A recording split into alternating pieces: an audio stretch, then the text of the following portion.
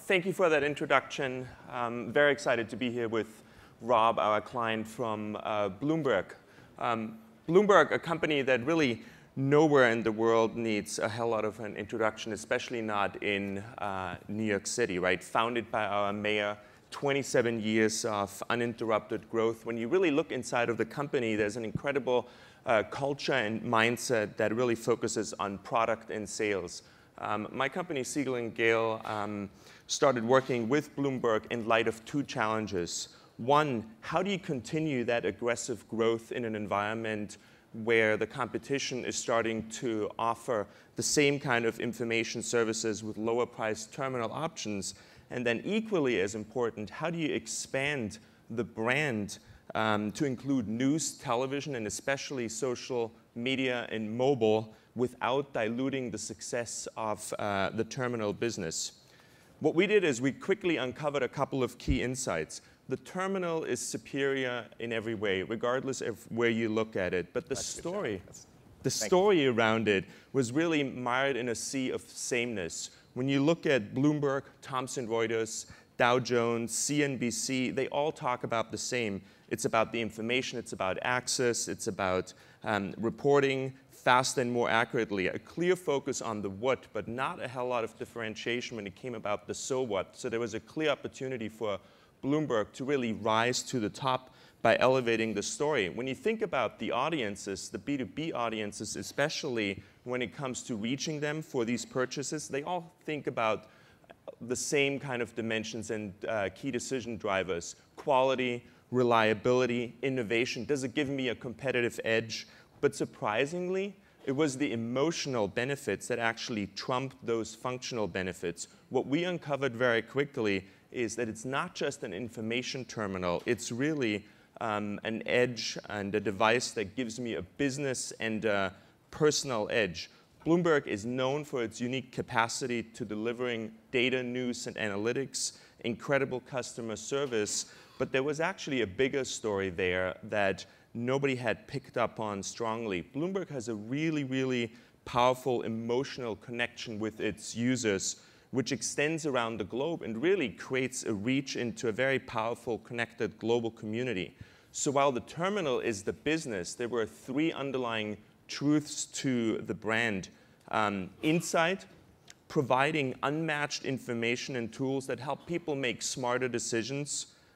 Connection, providing really access to a global community of thought leaders. And then this notion of advantage was the third theme, really providing you a critical edge, allowing you to see things other people don't see, allow you to know things other people don't know, and most importantly, allow you to find the kinds of news that others don't know. Those were the core themes that became the foundation for a branding program that we rolled out internally and externally, and that was really designed to tell a powerful story about really a brand that enables all of its users to tap into the profit from the living network. Now, the flip side to what I just told you is that while we were working on this branding initiative,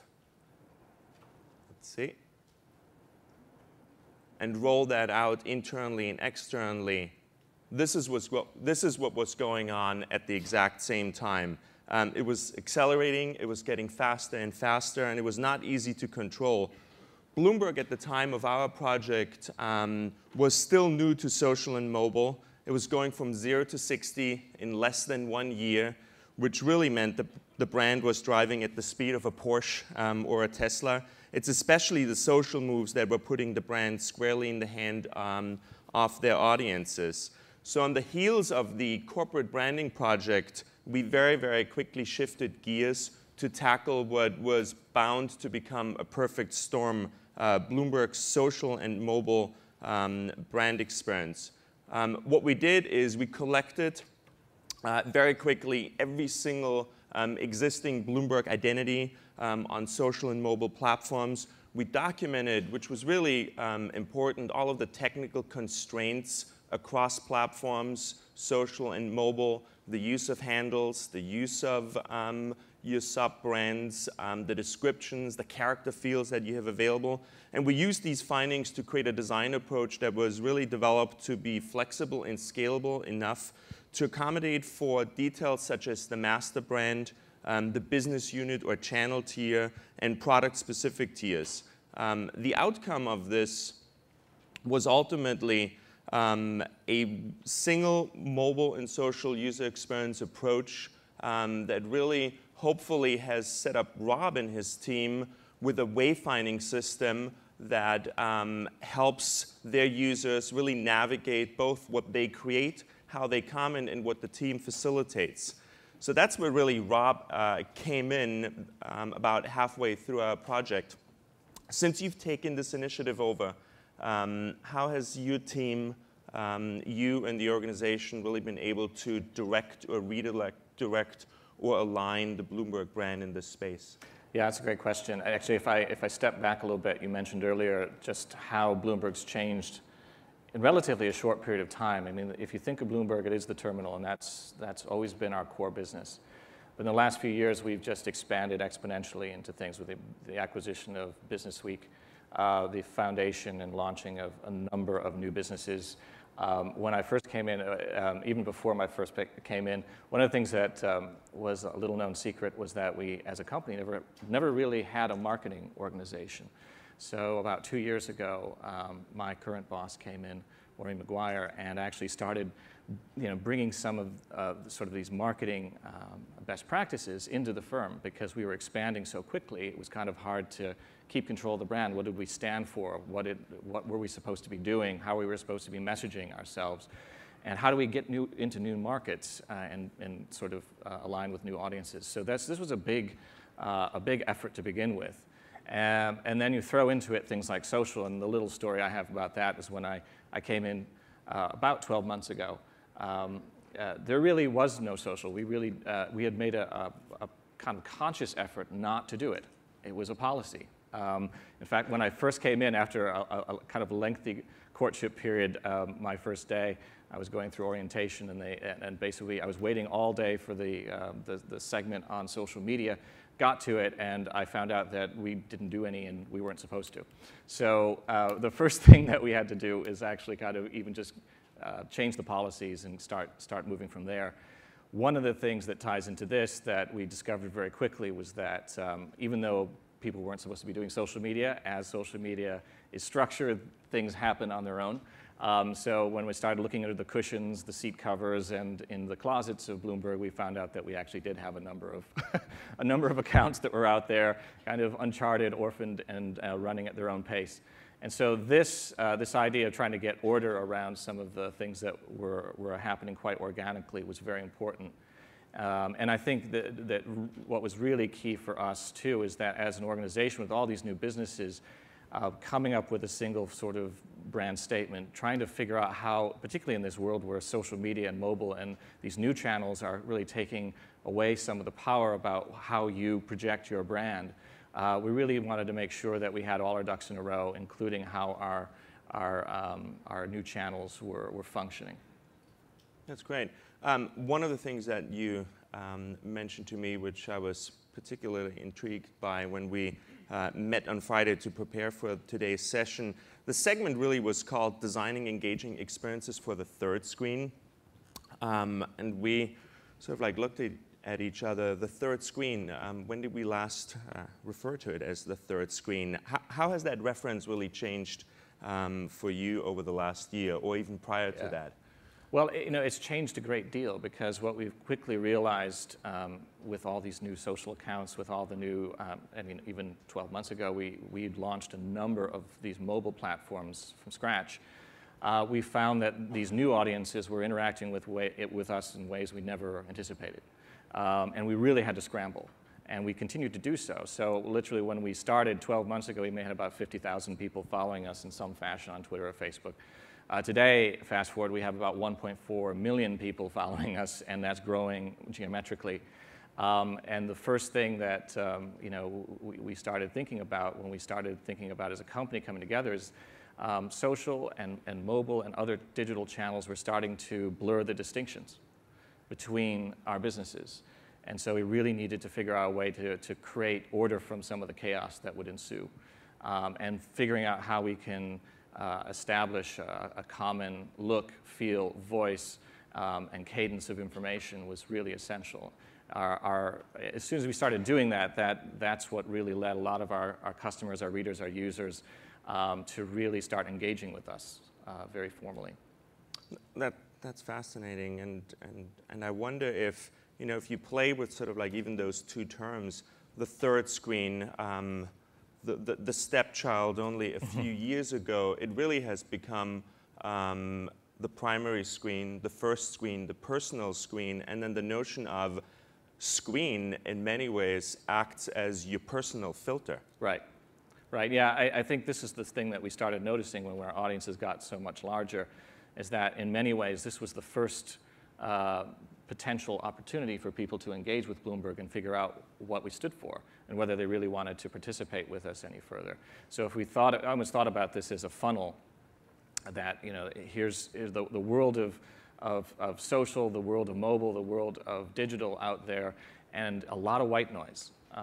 It's really hard, increasingly harder for people to figure out who to trust, what information to believe in, how to get this information. It's just dizzying, it's staggering. So to really set yourself above the fray, and in essence talking about the first screen, we really wanted to make sure that our first impression was a good one, and that it established sort of the key elements of what the brand stood for right from the beginning. Some of the big moments over the course of the last 12 months that you've mentioned to me was Davos, the World Economic Forum, working together with Jay-Z, and then most recently, for those of us who are following or not following, the debate season that has started, partnering around the debates. What were some of the big surprises or hurdles, or maybe even failures that you and your team learned from? Well, those are great examples. You know, like so many companies today, particularly ones that are growing fast, you end up with a lot of businesses that tend to be very distinct. And they're distinct because they've been founded quickly, they have their own purpose, their own goals, their own direction. And what happens is you end up with segments of businesses that don't always interact with one another as much. What we found with social and with mobile and other technologies is that's actually forcing these businesses to connect with each other, because you start thinking about this sort of continuum of a business relationship that starts forming, that you need to be able to hand person off or a customer off from one to the next and kind of get this holistic picture of who they are. Those examples you gave were kind of first forays into kind of cross-platform, cross-media programs that we really experimented with. And you mentioned Jay-Z. That was one of the first ones we did with Bloomberg TV. We had literally an event called Game Changers, and he was the focus of that TV program.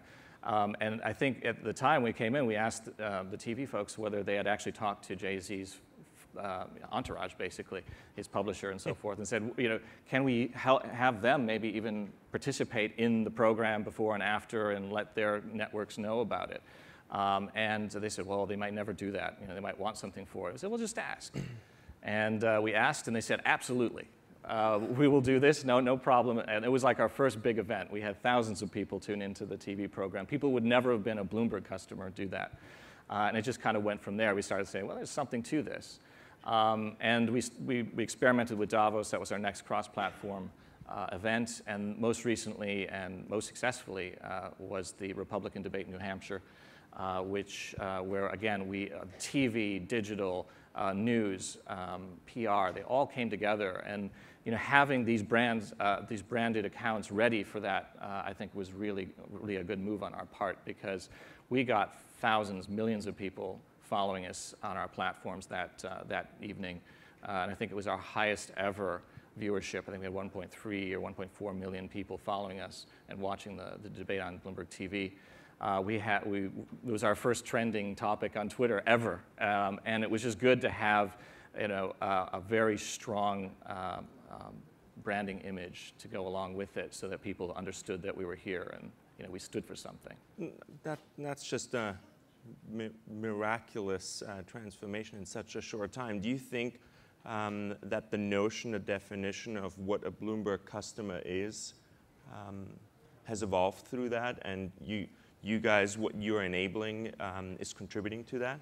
Yeah, it has evolved, and the interesting thing is evolving in the sense that these tools are now enabling us. I think Charlene mentioned about the essential part of social media is listening, and we're actively listening, and not just listening and doing nothing, but we're listening and doing things to shape people's experiences with us, to answer their questions, to get them involved in the discussion, to perceive the stories that we create as not just having a publishing date, but having a beginning, during, and a follow-on, a long tail, that people can use these tools to engage with us in over time. That changes the whole dynamic from having just customers to having relationships with customers that hopefully will be much longer than just a sporadic moment in time, but hopefully for life. That's great. We got 2 minutes left. Everybody is either ready for lunch or, more importantly, for the next session. Any questions in the audience? Right up front here. Have you not prioritized Twitter? Prioritize Twitter? I think the question was, have we not prioritized Twitter? Yeah, we actually have. I mean, I think from what I understand, the question is, are we using it actively, and have we? Yeah, we do. In fact, that's one of, right. We are on Twitter as well. In fact, those are some of our largest accounts. So afterwards, I'll shoot you the links. But in fact, on Twitter, this last, as I say, the debate, we were the trending topic that whole evening. So very important channel for us. I think you've done a beautiful job becoming a medium. Well, I can't take credit for that, but thank you. Thank you. Right up front here.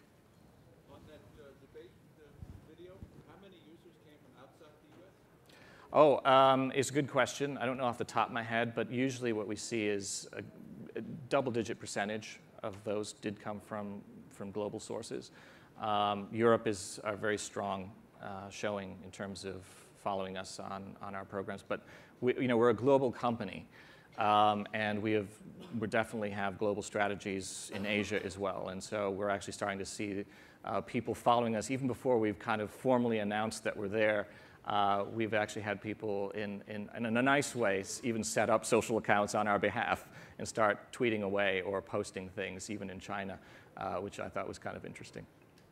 Which is also a great way, it ties it right back to some of those 3 core underlying themes that we found when we really tried to understand the perception on the customer side, how strong the brand and really that information, that edge that it provides is connected to a global audience, and how much the participants are really also seeking that connection. Well, and I'll just leave you with this, which is from our perspective, the small space redesign was not a small moment in any way, shape, or form.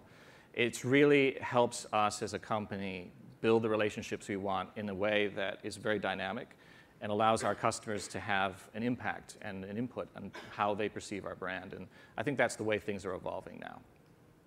Perfect. Thank you very much. Thank you for working together with us. And we'll leave you up to the next speakers. Thanks.